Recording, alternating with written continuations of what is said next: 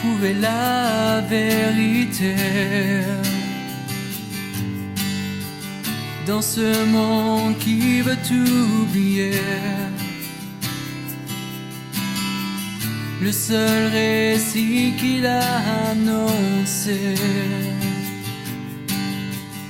depuis bien des années.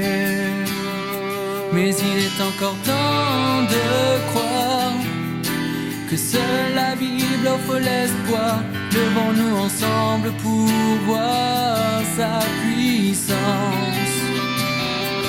Il nous suffit seulement de croire que tout ce qu'elle dit est vrai pour que notre humanité soit sauvée.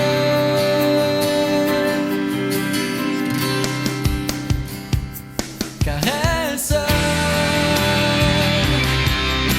est la vérité, elle seule peut nous éclairer, car seul celui qui l'a inspiré peut vraiment nous libérer.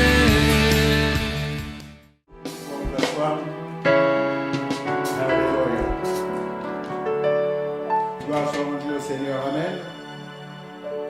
Je veux vous partager cette parole que Dieu a mise dans mon cœur et qui, pendant la nuit du mardi à mercredi, a été encore plus fort, entendant encore cette parole.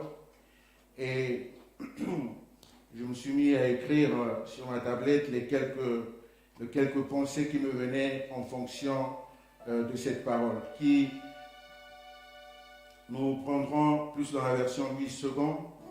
Et le passage qui est le passage central, c'est dans Romains au chapitre 8, le verset 2.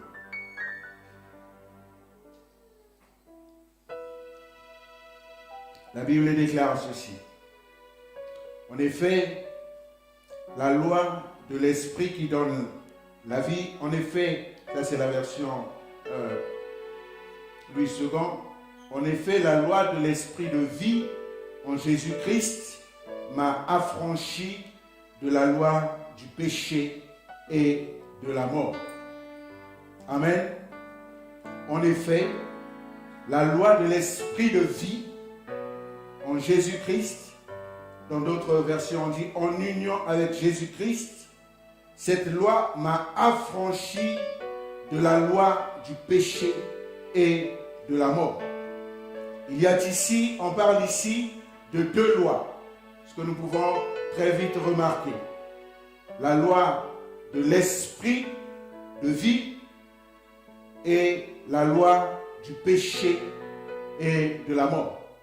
Amen. Mais j'aimerais avoir un propos introductif qui va se résumer en 4 points. Les 4 points de ce propos introductif pourraient être aussi les 4 points du résumé. Et sur le 4e point, et j'aimerais qu'on retienne ces 4 points, ce sont ces 4 points qui vont nous servir certainement pour la prière de tout à l'heure. Amen. Le premier point, c'est le passage qui se trouve dans Galates au chapitre 2, verset 11 au verset 20, où Paul va reprendre Pierre. Nous connaissons tous l'apôtre Pierre. Nous savons qu'il était avec Christ. Il a marché avec Christ. Nous savons que l'apôtre Pierre était dans la chambre haute. Nous savons que l'apôtre Pierre était baptisé du Saint-Esprit. Nous savons qu'il est sorti et il a proclamé la parole et 3000 hommes se sont convertis. La Bible dit, on n'a pas compté les femmes et les enfants. Alléluia. C'est cet apôtre-là que l'apôtre Paul va reprendre. Amen. Parce que il y avait une certaine duplicité dans son comportement. Je bénis le Seigneur parce que j'ai voulu changer ce message pendant cette semaine. J'ai demandé au pasteur Antonio, remplace-moi. Parce que je ne me sens pas dans mon élan habituel d'annoncer la parole. Et Dieu sait faire les choses. Amen. Dieu, avant de te marteler, avant de te frapper, te donne d'abord la parole. Et Dieu m'a donné cette parole avant, et courant la semaine, ma femme s'est positionnée comme Paul. Amen. Me reprenant et sévèrement. Amen. Par rapport à une certaine légèreté de la façon de traiter le péché. Ça peut arriver à beaucoup d'entre nous, comme c'est arrivé à Pierre. Il était rempli du Saint-Esprit. Et dans la marche, chemin faisant, il a perdu la rigueur avec laquelle il devait traiter le péché. Il y a eu une certaine duplicité au-dedans de lui. C'est comme si il y avait un peu de compromis au-dedans de Pierre. Et Paul dira, car si je rebâtis les choses que j'ai détruites, je me suis construit moi-même un transgresseur. Alléluia. Si je rebâtis les choses que j'ai détruites, je me constitue moi-même un transgresseur. C'était le cas de Pierre. Il avait détruit un certain nombre de choses. C'est peut-être ton cas ce matin. Tu as détruit un certain nombre de choses. Mais dans la marche avec Christ, dans l'habitude de marcher, tu as commencé à reprendre ces choses. La Bible te dit ce matin que tu te constitues toi-même comme un transgresseur. Alléluia. Deuxième point dans mon propos introductif, c'est Paul qui dira, je traite durement ma chair afin de ne pas être disqualifié. Alléluia. Quel est le traitement que nous donnons au péché?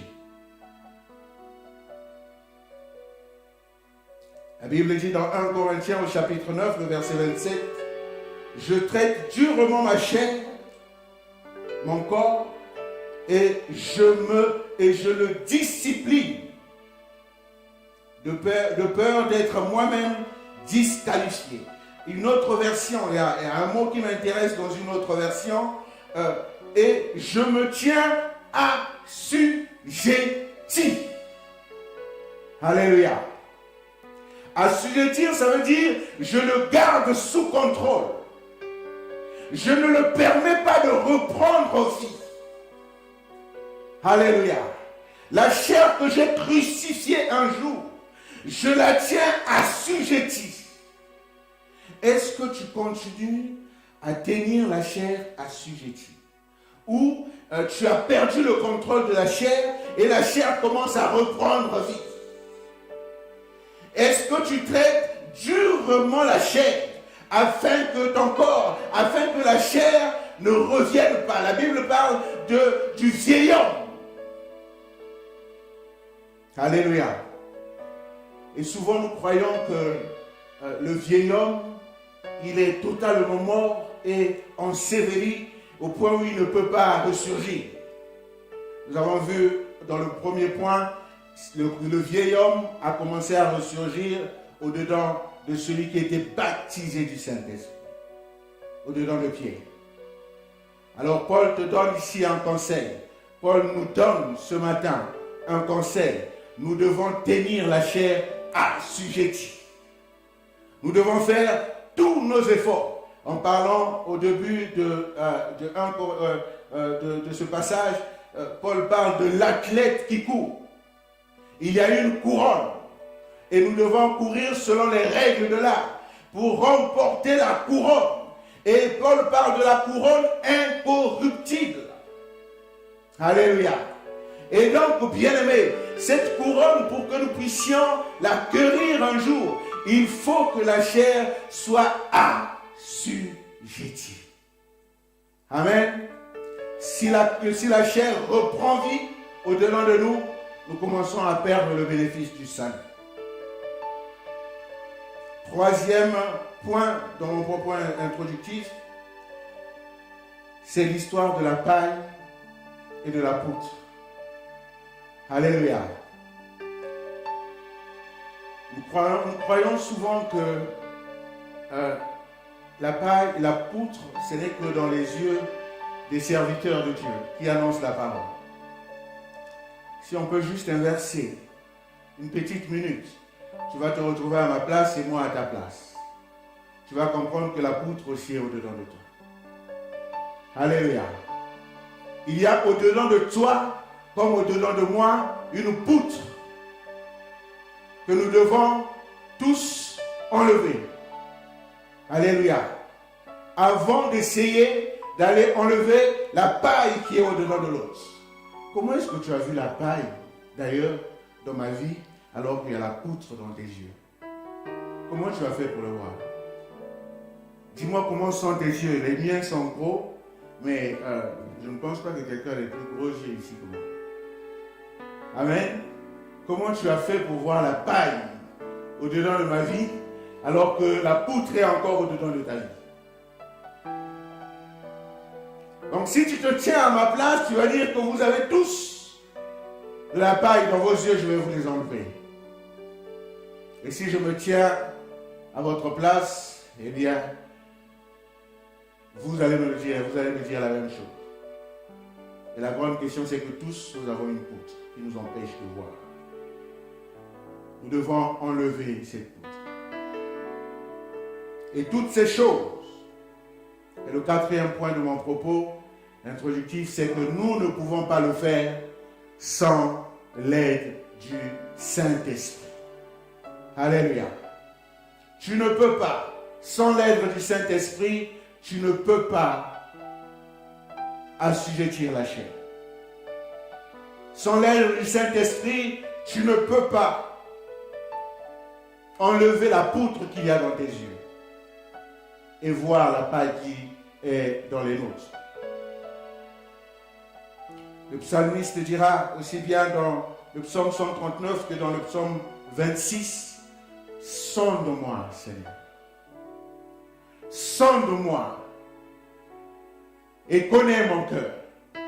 Regarde si je suis sur une bonne voie et conduis-moi sur le chemin de la vérité. » Alléluia. Alors ça devait être la prière de tout un chacun de nous. Seigneur, sonde-moi. Je ne dis pas Seigneur, sonde mon épouse. Comme dit le pasteur Antonio, s'il y a quelqu'un qui doit changer dans le couple, ce n'est pas l'autre, c'est moi. Alléluia. Ce n'est pas ton partenaire qui doit changer, c'est toi qui dois changer. Alors tu dois dire au Seigneur, sonde-moi, Seigneur. Connais mon cœur. Sonde-moi, regarde ma vie. Est-ce qu'elle est sur le bon chemin? Est-ce que je marche selon tes principes? Est-ce que je marche selon ta parole? Alors le Saint-Esprit nous dit ce matin que la loi de l'Esprit, dans ces deux lois, aussi bien la loi du péché que la loi de l'Esprit, il y a automatiquement une conséquence qui est liée à ces deux lois. La loi de l'Esprit est liée avec la vie et la loi du péché est liée avec la mort. Je répète, pour ceux qui n'ont pas compris. La loi de l'Esprit, en union avec Christ, est liée avec la conséquence qui est la vie. Et la loi du péché est liée avec la conséquence qui est la mort. Amen. Alors la loi suprême de Dieu, elle a été consacrée dans Exode, lorsque Dieu va donner la loi à Moïse. Amen. Et Moïse va avoir les 10 commandements, comme beaucoup d'entre nous l'avons appris depuis notre jeunesse. Exode chapitre 20, à partir du 1er verset jusqu'au 17e verset, nous n'allons pas le lire, il est très long. Mais seulement, lorsque nous voyons la loi de Dieu telle qu'elle a été donnée, Christ viendra et dira dans Matthieu au chapitre 22, et il va venir résumer cette loi. Lorsque nous voyons les 10 commandements, les 3 premiers sont centrés vers Dieu. Les 7 autres sont centrés vers l'humain. Alléluia. Je répète, les 3 premières lois, les trois premiers commandements sont tournés vers le Seigneur.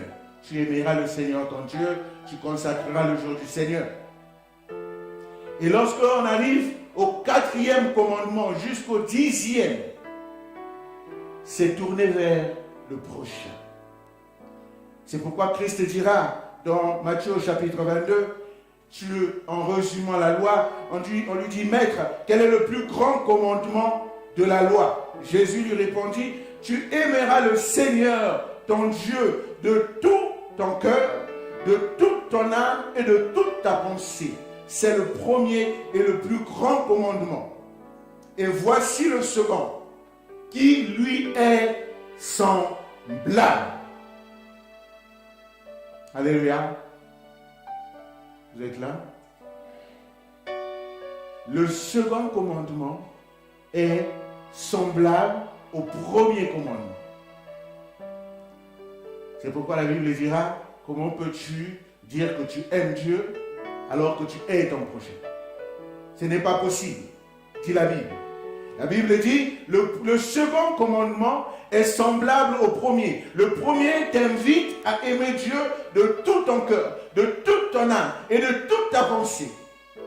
Le second, tu aimeras ton prochain comme toi-même.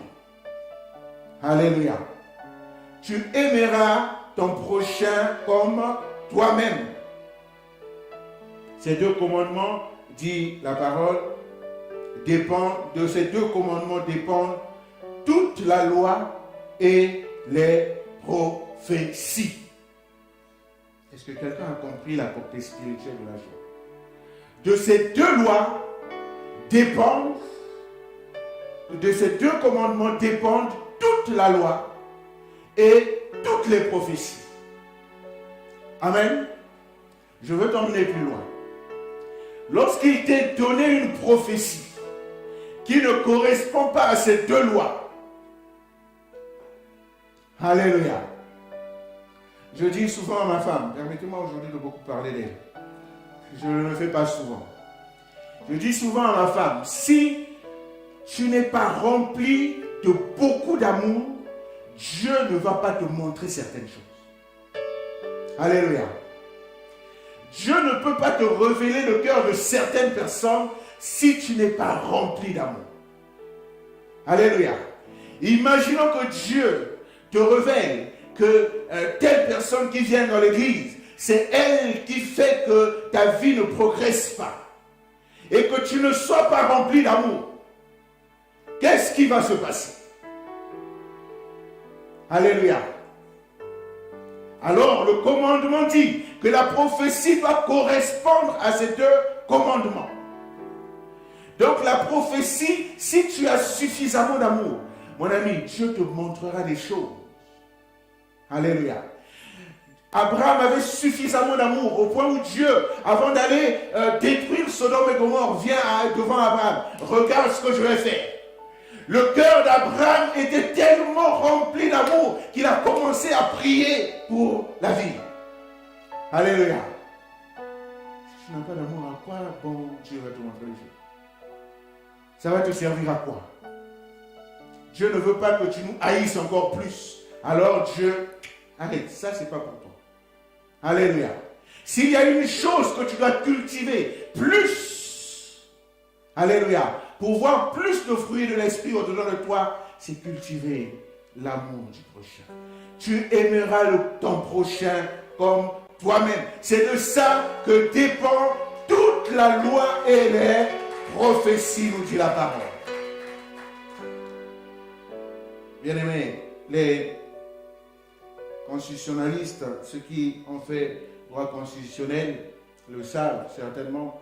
Et là, nous allons voir le Conseil constitutionnel qui va statuer sur la loi sur la retraite. Et leur rôle, c'est de voir que la loi qui a été, allez, disons-le, alors, je ne veux pas blesser ceux qui sont plutôt de ce côté-ci ou de ce côté-là. Donc, j'essaie de trouver le mot qui va nous rassembler tous. Allez, la loi qui est passée sur la retraite. Donc, le Conseil constitutionnel, son rôle sera de voir si cette loi est conforme à la Constitution. C'est tout ce que le Conseil constitutionnel va dire. Est-ce que la loi telle qu'elle est passée, est-ce qu'elle correspond à tous les articles de la Constitution? Parce que la Constitution, c'est la loi suprême. Et on parle, dans les termes du droit constitutionnel, de la hiérarchie des normes. La loi qui est votée ne peut pas être supérieure à la Constitution. Ici en France, ce qui est en haut de tous, c'est la Constitution. Après la Constitution va venir la loi. Après la loi va venir les décrets et ainsi de suite. Et on va, je pense, le dernier, c'est les notes de service que nos directeurs prennent. Et au niveau de la parole, il y a aussi cette hiérarchie. Alléluia. La loi telle que Dieu l'a proclamée, elle est au-dessus de tout. Aucune prophétie ne peut être au-delà de la parole. Alléluia. La loi de l'Esprit nous le dit que rien ne peut être. D'ailleurs, la Bible dit que c'est par elle que toute chose a été faite. Tout ce que nous voyons, tout ce que nous sommes, n'est que le produit de la parole. Alléluia. Et la Bible dit, toutes choses ont été faites par elle, et rien de ce qui a été fait n'a été fait sans elle. Et même si les choses ont été faites, la Bible dit encore dans Hébreux chapitre 1er, le verset 3, c'est que toute chose est soutenue par la parole. Alléluia. Si les cieux sont au-dessus de nous, c'est parce qu'ils sont soutenus par la parole. Le jour où Dieu va enlever la parole, les cieux vont tomber sur nous. Et le proverbe français dit, même si le ciel tombait, ça ne va pas tomber que sur moi, ça va tomber sur nous tous. Donc si Dieu enlève la parole, le ciel va tomber sur notre tête. Mais bien aimé, la parole, c'est elle qui est fondatrice.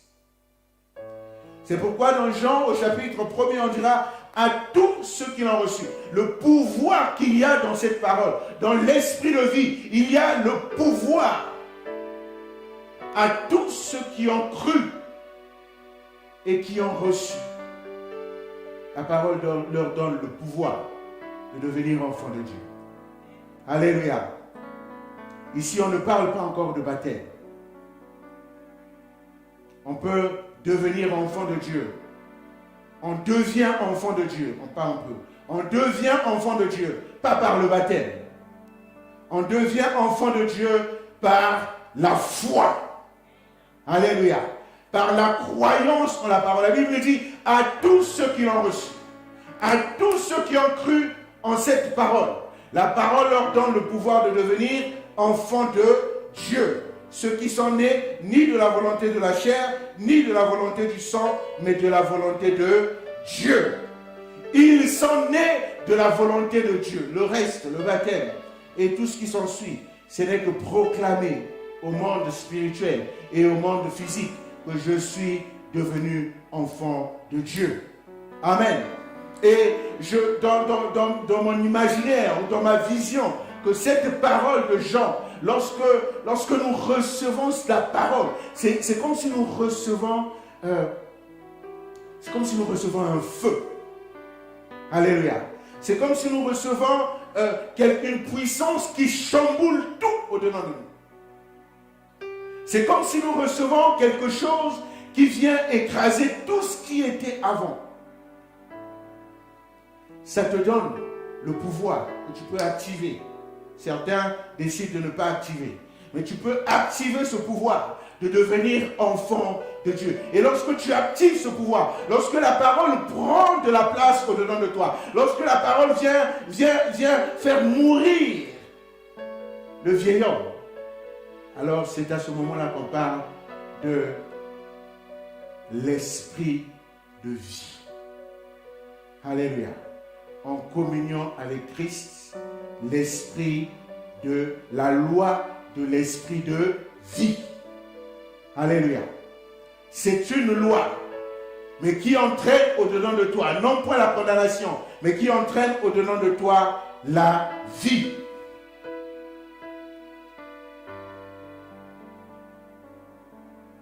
Et cette loi de l'esprit de vie, elle est contraire à la loi de l'esprit du péché. Si la première loi entraîne au-dedans de toi la vie, et la Bible déclare la vie en abondance, la seconde loi entraîne au-dedans de toi le péché et la mort. La Bible dit le salaire du péché, c'est la mort. Nous ne pouvons pas changer cela. La parole constituante, la parole qui est au-dessus de tout, nous ne pouvons pas la changer. La Bible dit que le salaire du péché, c'est la mort.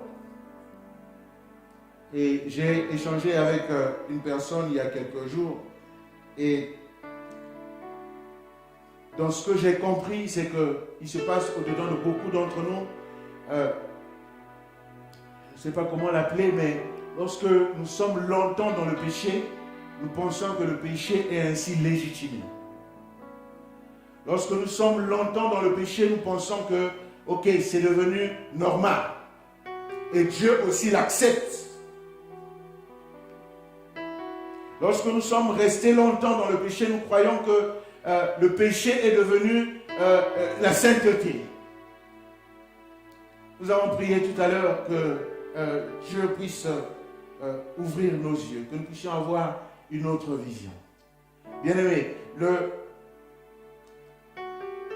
la Bible déclare, lorsqu'on parle des maladies spirituelles, la Bible déclare que si tes yeux sont malades, alors tout ton corps est malade. Amen. Amen. Avez-vous compris l'importance de la vision? Si ta vision est tronquée, alors tout en toi est faux. C'est pourquoi nous avons prié tout à l'heure que Dieu puisse enlever le voile. Parce que tant qu'il y a le voile au-devant de nous, nous allons appeler le péché la sainteté. Et nous allons commencer à haïr ceux qui marchent dans la sainteté au milieu de nous. Il est très difficile, bien-aimé, que quelqu'un vienne au milieu de l'assemblée témoigner de sa vie de sainteté. Des témoignages assez rares. Il y a certains témoignages où je pense que la chair n'est pas encore totalement assujettie. Et généralement, c'est les frères qui témoignent que lorsque j'étais dans le monde, j'étais un coureur de jupons. La chair n'est pas encore totalement assujettie. Je veux nous montrer encore ton côté où tu es séducteur et autres. Mais on n'entendra pas souvent que la loi de l'esprit de vie me permet de marcher dans la sainteté. Et je marche dans la sainteté. Et dès qu'on va commencer à le dire au sein de l'assemblée, il est orgueilleux. Elle est orgueilleuse. Alléluia. Alors que le témoignage a un pouvoir. Alléluia. Pourquoi ne témoignons-nous pas de ce qui va bien, de ce qui est conforme à la parole? Bien-aimés,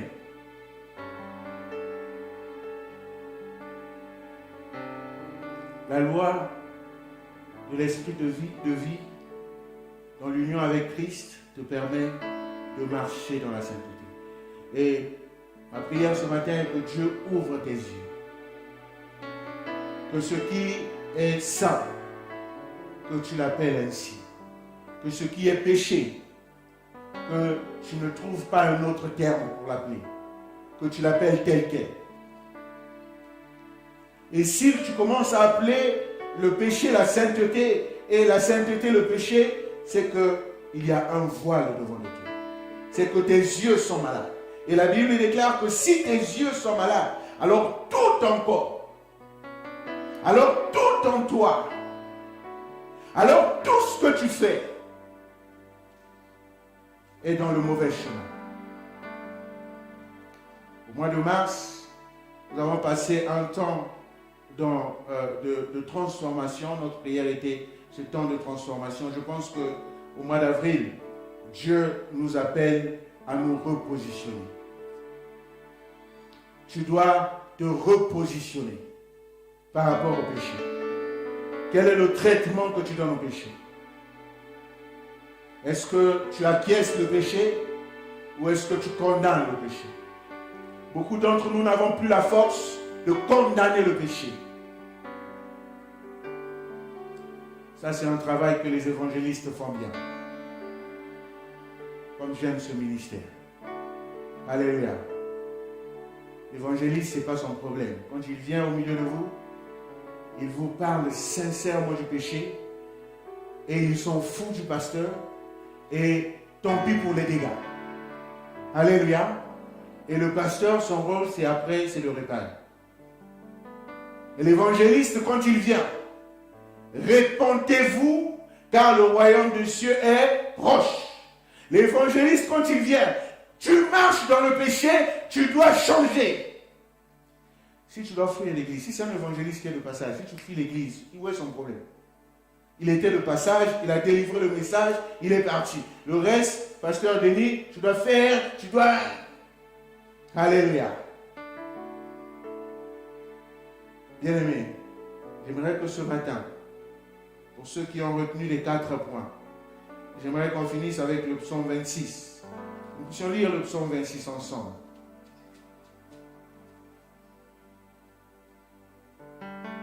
Et avant le psaume 26, le psaume 58 au verset 8 nous dit: mais si tu veux que la vérité soit au fond du cœur, fais donc pénétrer la sagesse au-dedans de moi.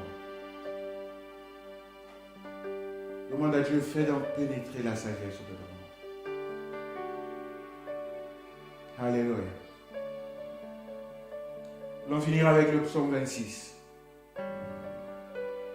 Et je vais nous inviter de lire tous ensemble. Alors que le bien-aimé de la louange avance.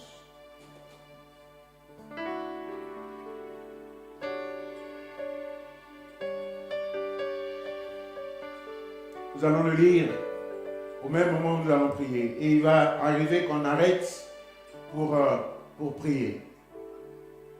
Et si Dieu te pousse à t'arrêter alors que nous sommes en train de lire, arrête-toi et prie. N'attends pas qu'on te dise de prier. Que chacun de nous, dans ce que nous allons lire, que chacun de nous puisse réellement prier. Parce que si nous sommes venus ce matin, c'est parce que nous voulons que Dieu fasse quelque chose au-dedans de nous. Et ce que Dieu veut faire ce matin, ce n'est pas juste te bénir de toutes sortes de bénédictions, mais c'est que tu alignes ta vie en fonction de sa parole. Et ainsi, il ordonnera à la bénédiction de suivre.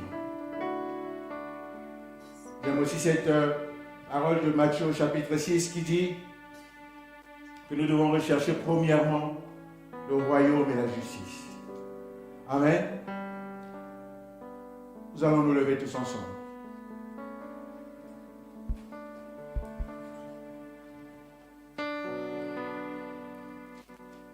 Le premier verset du psaume 26 nous dit: sonde-moi, Éternel, éprouve-moi, fais passer au creuset mes reins et mon cœur. Alléluia. Nous allons nous arrêter là, nous allons prier. Est-ce que quelqu'un veut que Dieu fasse passer au creuset? Au creuset, c'est aussi, alléluia, ce temps où tu es éprouvé par Dieu. C'est temps où Dieu emmène ce qui était au-dedans de toi, il le ressort. Il y a quelque temps, j'étais en train de prier et Dieu me convainc par rapport à tout ce qui est alcool. Et il commence à faire remonter le dégoût de ces choses au-dedans de moi. C'est aussi cette façon-là que Dieu te fait passer au projet. Alors commence à prier.